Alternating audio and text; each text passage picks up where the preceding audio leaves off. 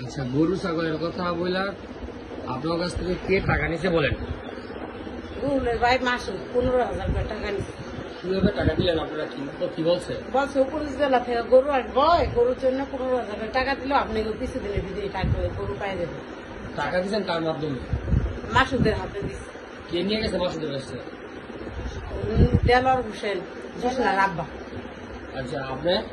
আমি ওই জুসনার মাধ্যমে ওই টাকা দিচ্ছি 15,000 মাসুদের কাছে।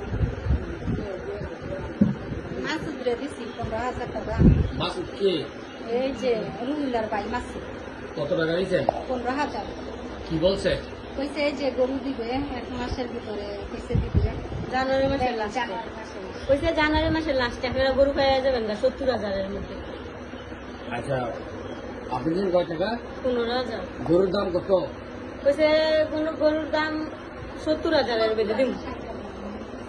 60,000 বা 70,000-এর মধ্যে পাবো। আর আপনারা 15,000 দেন, আর বাদ বাকি হেডি সরকারে দিব। আচ্ছা, ঠিক আছে। এটা বললো টাকা।